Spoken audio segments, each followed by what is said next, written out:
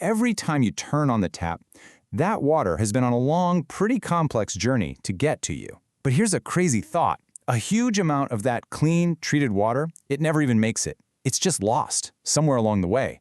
So today, we're going to peel back the pavement and look at the seriously sophisticated science, the physics, and even the economics that water utilities use to hunt down and manage this massive, invisible problem. All right, let's get into it.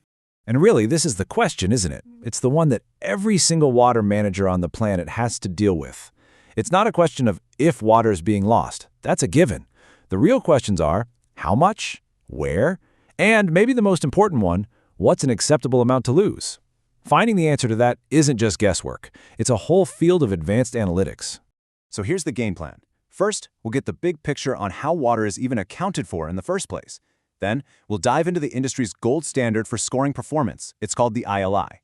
After that, a quick look at the actual physics of a leak, how managers have to deal with data that's never perfect, and finally, the really surprising economic reason why the goal is not to have zero leaks. Okay, first things first. You can't fix a problem until you can measure it, right? And in the water industry, that all starts with this idea of non-revenue water and a process that's basically like a full financial audit, but for every single drop of water. This term, non-revenue water, or NRW, is the official name for all the water a utility cleans and pumps out, but never actually gets paid for.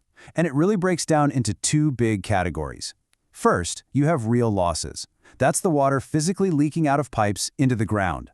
Then you have apparent losses. This is water that someone actually used, but it wasn't billed correctly, maybe because of a faulty meter or even theft. So, to figure out how much they have of each, utilities do something called a water balance. And it's actually pretty logical. You start with the total amount of water you pump into the system. Simple enough.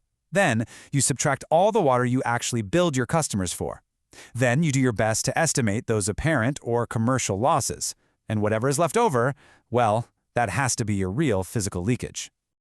Okay, so a utility does the math, and they've got a number, their total volume of leakage. But is that number good? Is it bad?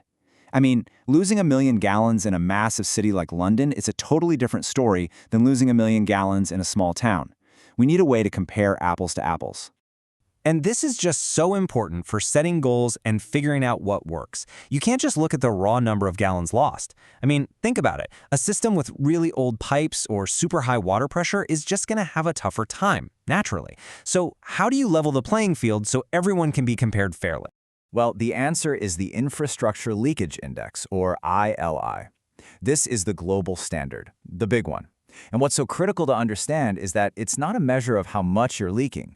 It's a measure of how well you are managing your leaks, given the hand you've been dealt, your specific pipes, your pressure, all of it. The formula for the ILI is actually beautifully simple. It's just a ratio. It compares what you're actually losing right now, that's your current annual real losses, or CARL, to a theoretical number, your unavoidable annual real losses, or UARL. Let's just quickly break that down. CARL is easy. That's your real-world leakage that you calculated from your water balance. But UARL, the unavoidable losses, that's the interesting one. It's a calculated, theoretical number. It represents the absolute lowest level of leakage you could possibly get to if you were doing everything perfectly, running a world-class, top-tier operation. It's the technical rock bottom. And this is where it gets really useful. That ratio gives you a grade. If your ILI is 1, it means your actual losses match that unavoidable minimum. You're basically a rock star. But as that ILI score goes up to 2, 4, 8, your grade drops from good to fair, all the way down to poor. It just gives every utility on Earth a clear, standardized target to shoot for. So, now we can score the leaks. But what's physically driving them? What's the biggest force at play? Well, it turns out it's something we're all familiar with: pressure. This one is pretty intuitive, right? The more pressure you have pushing water through a pipe, the more water is going to force its way out of any little crack or hole. It also makes new breaks more likely to happen. So, you can see why managing pressure is one of the most powerful tools the utility has in its toolbox. But here's the catch. It's not always a one-to-one relationship. Dropping pressure by 20% doesn't always mean you get 20% less leakage. To model this correctly, engineers use something called the N1 scaling factor. You can almost think of N1 as a number that describes the unique personality of a network's leaks. It's a core part of a concept called the FAVAD principle, which just recognizes that different kinds of leaks behave differently when you mess with the pressure. So, the bigger the N1 value, the more sensitive the leak is to pressure changes. For example, a round little rust hole in a metal pipe has an N1 of about 0.5. Its size doesn't change much.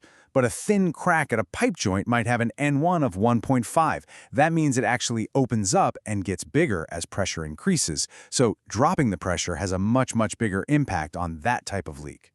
Now here comes the reality check.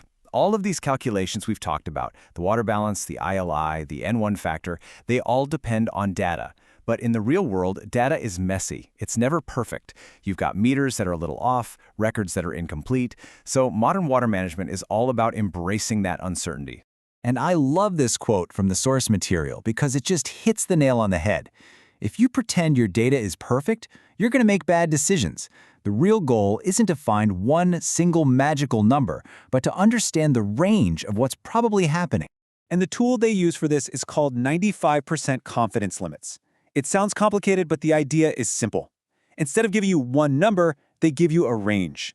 They're basically saying, look, we are 95% sure that the real, true answer is somewhere between this low number and this high number. It's just a more honest and, frankly, a more useful way of looking at the world. Here's a perfect example of what that looks like. A report won't just say, the water loss is 800,000 cubic meters. It'll say, it's 800,000 plus or minus 30%. And what does that actually tell the manager?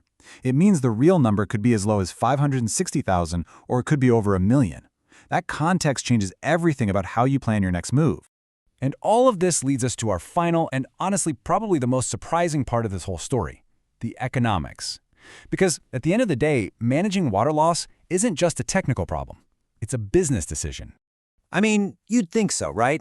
The goal has to be 0 leaks. Get to 100%.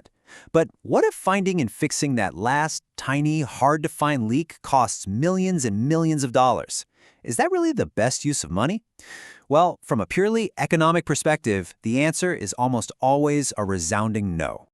And this brings us to this really important concept, the economic level of leakage, or ELL. This is the financial sweet spot. It's that perfect point where the money you'd spend to find and fix the next leak is exactly the same as the value of the water you'd save by doing it.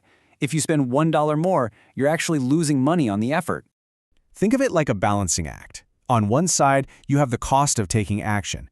As you fix the easy leaks, the cost to find the smaller, trickier ones goes up and up and up. At the same time, as you fix more leaks, the value of the water you're losing goes down. The ELL, that sweet spot, is right where those two lines cross. That's your optimal target. And what's wild is that this exact same logic works for those apparent losses too. The meter errors and theft. That gives you an economic level of apparent losses, or EAL. So the science gives us all these incredible tools to measure, to score, and to optimize. Which leaves us with a final thought. What's the ILI for your city? And are they managing their water system not just to chase an impossible number, but to hit that perfect economic sweet spot?